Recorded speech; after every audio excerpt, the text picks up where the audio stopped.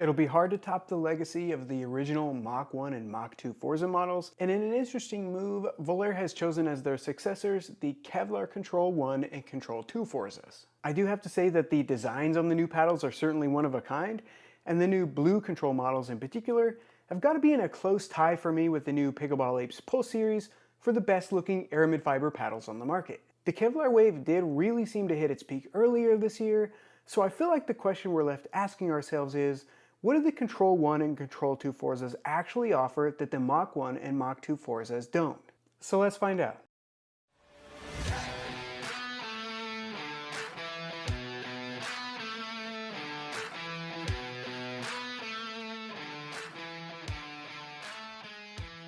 For starters, these two control models come in at $180 with the use of this channel's PUBMed discount code, and that's about $18 more than the previous Mach 1 and Mach 2 Forzas. This increase can likely be accounted for by the greater expense associated with Kevlar material, which I understand is drastically more costly to work with than carbon fiber. Two other logistic type things to note here. One is that Volair has doubled their warranty period for these paddles from 90 to 100 days, which is an appreciated change. And two, that Volair is endorsing a 15-day no questions asked return policy, so players can fully open, use, play with, test these paddles, and if they don't like it during that period, they can send it back for a full refund. Now let's talk about the need to know stuff. As far as the paddle shape and construction is concerned, there's really only one main change to note here, which is the incorporation of the dyed aramid fiber faces, otherwise known as Kevlar. Both the Control 1 and Control 2 models come in either the blue or green color options, are being offered in 16mm thicknesses,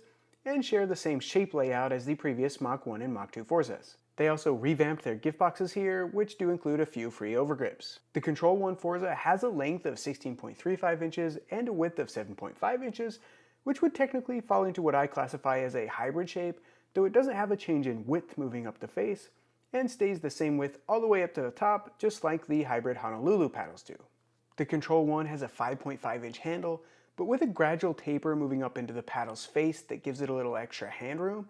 and as opposed to the 7.8 inch width of the Honolulu hybrids, the flare going up into the 7.5 inch width of the Control 1 gives it a bit more narrow of a neck on the paddle face, providing very noticeable amount more room than the Honolulus do for people who don't like putting a finger up on the face to fit two hands. The Control 2 is the true wide body model here, coming in at 15.88 inches long and 8.12 inches wide with a 5.5 inch handle. Not quite as much room on the handle here as the Control 1, but it still has a taper up into the paddle face for a little extra wiggle room. I'll put some measurements on the screen here for you to pause and read if you'd like, but I'll point out a couple things that I think are notable here. For their respective shapes, both the Control 1 and Control 2 have maneuverable swing weights, though not in the lightning fast range, and when looking at the maneuverability score, which takes into account swing weight, twist weight, gross weight, and balance points of paddles, lower being the more maneuverable numbers,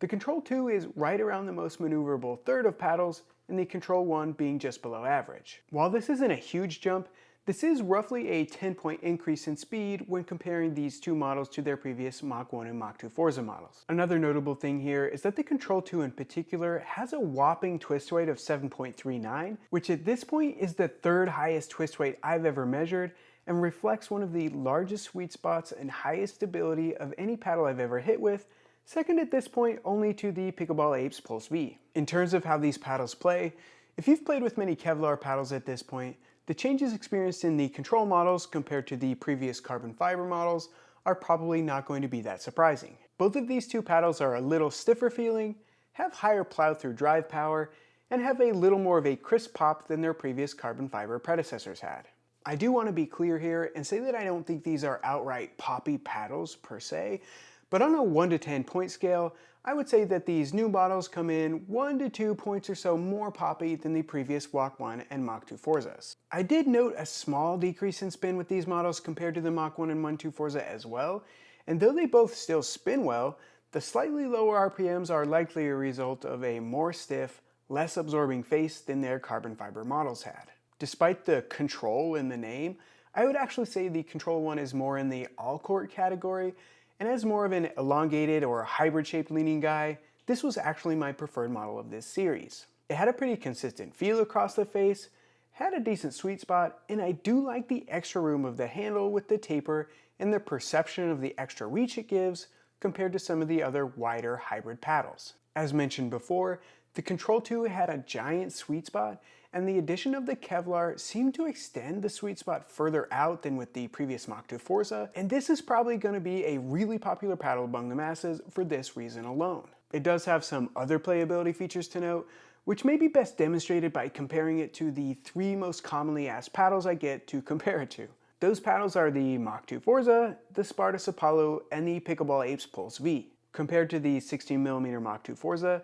the Control 2 Forza has higher pop, drive power, and is slightly more maneuverable, and has a more stiff and crisp feel to its face with a slightly larger sweet spot. Compared to the Spartus Apollo, the power on drives of these two paddles are comparable, but again, the Control 2 Forza seems to have more of a sudden pop off its more stiff face than the more absorbent face of the Apollo, with the Control 2 having a larger sweet spot as well. An interesting comparison is the Control 2 to the Pickleball Apes Pulse V, which are both aramid fiber, have the same price after discount codes, and have been released 1 week apart. Both of these two paddles have giant sweet spots as a notable hallmark,